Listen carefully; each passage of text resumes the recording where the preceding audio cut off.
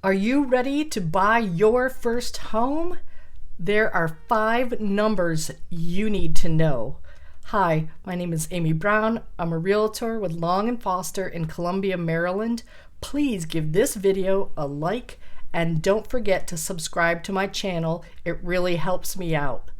Let's dive right in to the 5 numbers that you need to know on the road to homeownership. Income, credit score, debt to income ratio, how long you've been employed, and your savings account balance. Those are all numbers you need to know.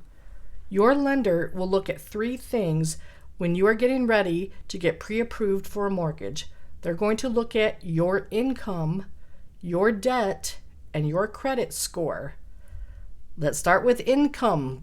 Pretty basic. How much money do you make? Are you self-employed? Are you a W-2 employee? The lender will look at your tax returns, bank statements, your W-2s, and your recent check stubs. Next up, your credit score. There are 3 main companies: Experian, TransUnion, and Equifax. Mortgage companies look at the middle score, not your highest, not your lowest. You can visit the websites from all 3 of these companies and pay a small amount to get your most accurate credit score. There are other websites that offer credit scores, such as Credit Karma, but they are not always the most accurate. And the obvious question is, what credit score do you need to get pre-approved? Most lenders require a 620 credit score to get you pre-approved, but you really get a better interest rate once you get to the 740 mark. And then you get, from that point, another small bump up, a better interest rate if you can get above 780. The next thing your lender is going to look at, and you should know and calculate on your own ahead of time, is your debt to income ratio, and that's called the DTI, and you'll hear that a lot if you watch real estate videos, but it's debt to income ratio. And your mortgage is going to rely heavily on your DTI ratio. Your mortgage company wants you to have roughly 43% to possibly 50% DTI, but really they want it to be as low as possible. Lower is definitely better. Lenders will have a cap on how much debt you can have.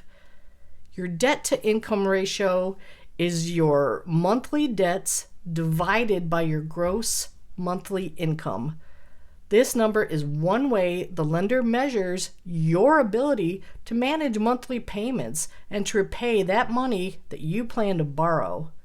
So to calculate your debt to income ratio, you add up all of your monthly debt payments and divide them by your gross monthly income.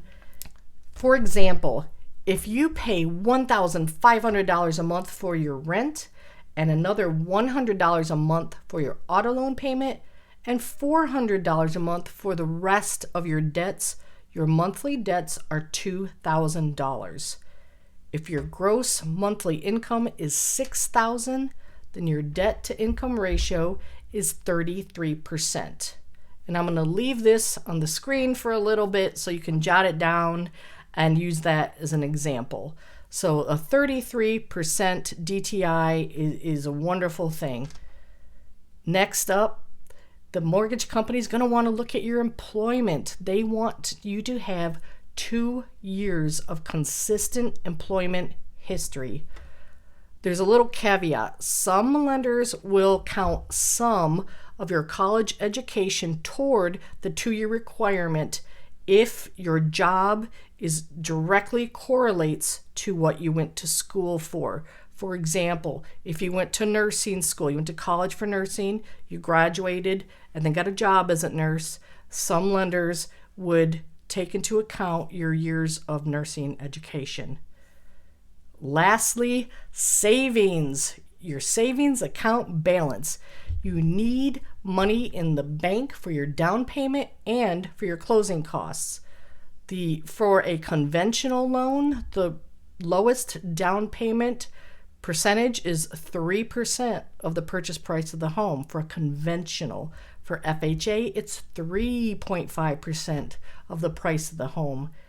And as far as closing costs, if you speak to a mortgage advisor, they could give you the exact numbers, but just as a general rule, it's 3 to 5% of the home's purchase price.